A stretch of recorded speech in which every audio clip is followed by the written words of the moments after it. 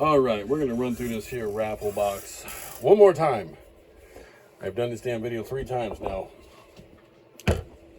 Something always disturbs me in the middle of it. Last time, shot the whole thing and half the video's missing. I don't know what happened there. We'll be on my 655 here today. My 655 does 80 watts PEP. We will not be using the bird reflect meter. When I was working with my last box here of the day, not this box, but a different one. This wire inside came loose, so we got to fix that Monday. Let's talk about this box a bit. We got the nice fan guard on there with the mesh insert, or not mesh, foam insert.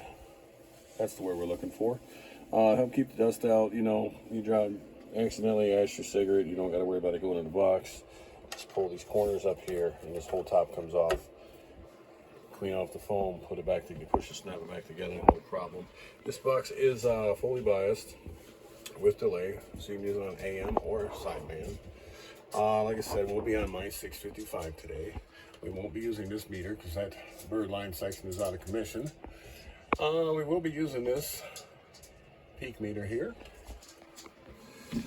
The 955 that is coming with, that will be going with this, that is going to be coming from Mr. Lee in the Carolinas. Lee has that there at his facility. He'll be shipping it from there. That 955 is set up very, very closely to this 655. Reason being, we have a lot of new guys in this hobby.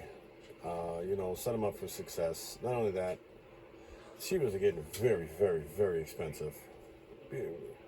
Doesn't hurt to be a little bit more conservative with the Toshibas, because I mean, price of one Toshiba, we can buy 4 HGs, still have breakfast money left over. We're good to go there. This will come with a known piece of coax, specifically for this box. Well, you can use it on just about any box, but I want to set whoever's getting this up for the best success, because like I said, there are a lot of new guys out there, and I'd rather know that they have the right jumper for it, than, you know, have some cheap, God knows what they found at the truck stop, or on, you know, on the side of the road or something. Who knows? But let's run this box real quick, and then we'll take a peek on the inside there.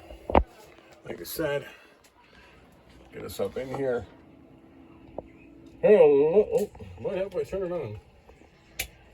That might help a little bit if we turn it on. Hello. About 900 or so. Hello, 1, 2.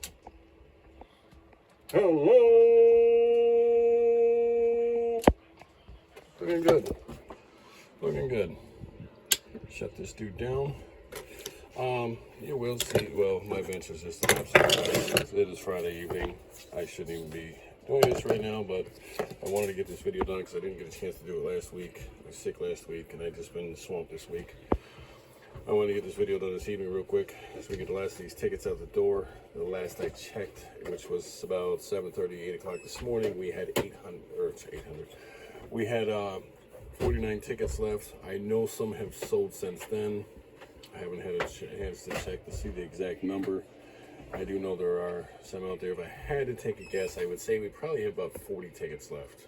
I really like to get them tickets sold, get this box on down the road to its new owner.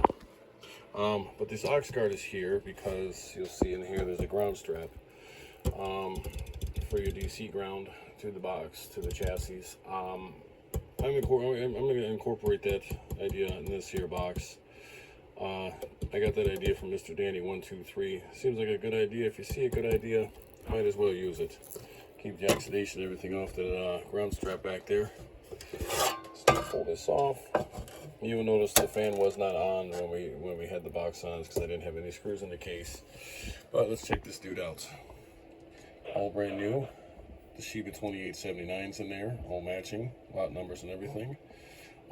You'll see on the far two here, on the 2 different amp sections, the diodes do run across the transistor. That helps the thermal, you know, helps it track.